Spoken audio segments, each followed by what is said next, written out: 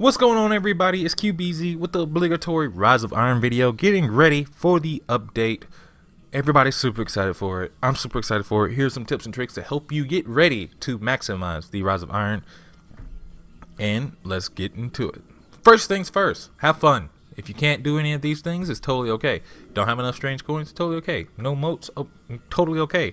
When Rise of Iron comes out, we're going to get hours upon hours of damn good Bungie fun. Don't worry about it. You're not going to be that far behind from other people. It's not that big of a deal in the end run. Just play it and have fun. Now, the first thing I'm going to suggest, other than just having fun, is to be sure to have 3 characters at level 40. I realize some of us have greater time constraints than others and ability constraints, and probably just can't stomach going through another level 40 character. But having 3 level 40 characters with the max light of possible 3, I would suggest around the 330 to 335 mark, will definitely make the transition to Rise of Iron easier, giving you more opportunities to get loot, and in case there might be any exploits, you might be able to take advantage of those times 3. The next thing you want to suggest is to edge out your factions. Basically, every week, go to a new faction. That faction, donate some motes of light, donate some heavy ammo sense, get it right up into the edge. Then be sure to not use that faction on any activity. It will basically destroy the reason for why you were with edging that faction in the first place. And as soon as it drops, you can switch factions. Then you can reap the rewards. Hopefully you'll get some of the new stuff, like the new Monarchy Ghost Shell, the Sparrow. Who knows what they're going to be offering, but it'll be dope to have. So just edge those factions. It's definitely going to be harder to edge the factions for, say, Vanguard and Crucible Quarter and the Crucible Handler. However, for the other 3, definitely possible. Even your boy Varix, you can farm your boy Varix doing Prison of Elders. Get him right up into the edge. Hopefully, if you do not get newer gear, you will get older gear at a higher light level that will definitely enable you to raise your light level, which is always the end game. Because we don't have any hard level increases, it's just light level this time around. The next thing you want to do is stock up on your bounties, complete those, but don't turn them in.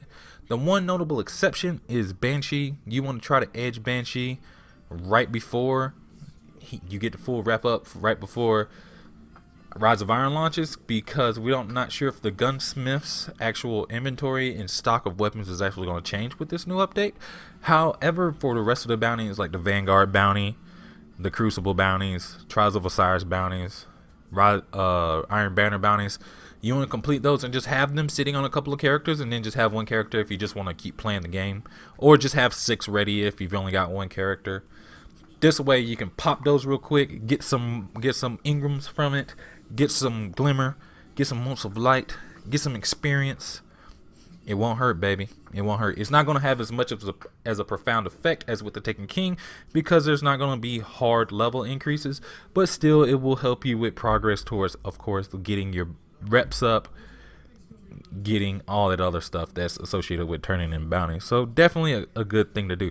The next thing is specifically related to bounties, is doing the Trials of Osiris bounties and holding on to them, that give you 25 legendary marks. This is the most important part. The ones that give you 25 legendary marks. Also, the Iron Banner bounties, the weekly bounties, that also give you legendary marks as well if you just want to hold on to them. And that way, if you can have 2 of those bounties for Trials of Osiris, 3 of those bounties, I can't remember if the third one on Iron Banner gives you bounties. Either way, at minimum, there is the possibility to have 300 legendary marks sitting in reserve, just in case there's that new tasty Dead Orbit God roll that the vendor is selling, and you can go hop onto it and you can have all the legendary marks you need at the beginning of Rise of Iron. Hashtag cringeworthy. Okay, the next thing, guys, you want to max out your Glimmer as high as possible. Pretty self-explanatory, so you can buy mats, infuse things, upgrade the new gear. Do we really need to explain that any further? The next up is stacking your strange coins. Xur probably isn't selling anything profound in the next 4 weeks. Therefore, don't spend your strange coins on most of his gear unless you just really wanted that Helm of Saint 14. That's one sexy mother. Sorry, getting off track. I'm sorry. Please forgive me. You don't really have anything that you need to buy from Xur. Like, if you just can't get the last word to drop and you're mad about it, I can't blame you. Go buy it. Buy the motherfucker if it's there available. Like, why not? It's like staring you in the face, tempting you with all this last wordy, hip fiery. Now you got to aim down sightsiness. You know what I'm saying? So, for Xur, if you really don't need it, or if something you've really been waiting for and you haven't had the chance to get it, cool. Legacy Engrams, completely avoid them right now. Avoid them right now. Do not even think about getting the Legacy Engrams at all. But what you want to do for Xur, when Xur's Day comes around, is to buy heavy ammo scents and 3 of coins.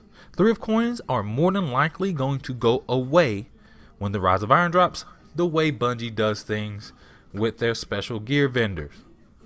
However, now's the time to stack up on 3 of coins. Get at least triple digits of them.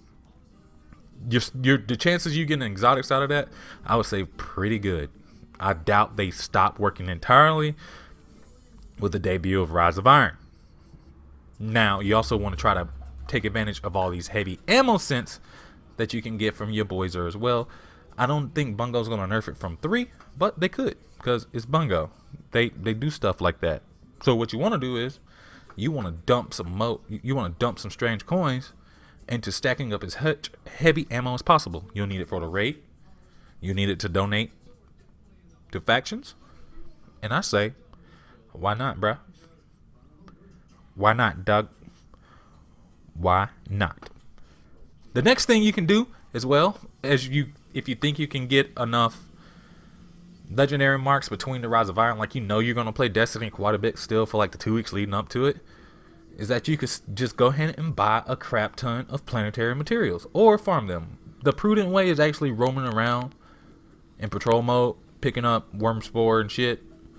I ain't about that life, alright? I got shit to do. I'd rather be playing Crucible. So what I'm going to do is I'm going to use my legendary marks from up to 2 weeks before to buy planetary materials. Do it. Why not? Makes sense, right? I ain't about to run around the Cosmodrome looking for spin metal. Fuck that cheese, alright? Go buy you that shit from the Vanguard Quartermaster, alright? Alright? Cool. Glad we got that one said. The next thing is you want to keep a lot of your decently rolled weapons. Don't get rid of anything that's truly meta right now. Don't get rid of things that used to be meta. It's probably going to change. It always gets broken every time there's a new update. The meta is constantly changing. So, from the meta changing like 20 times, it's going to change again. So, hold on to unique, good rolled weapons. Now, if you've got a really trash Two to the Morgue, just get rid of it. Get the legendary marks and materials out of it. Anything else? Like if you got that Vanguard mission Conspiracy Theory D, yo, you need to keep that shit, alright? Got it? Cool.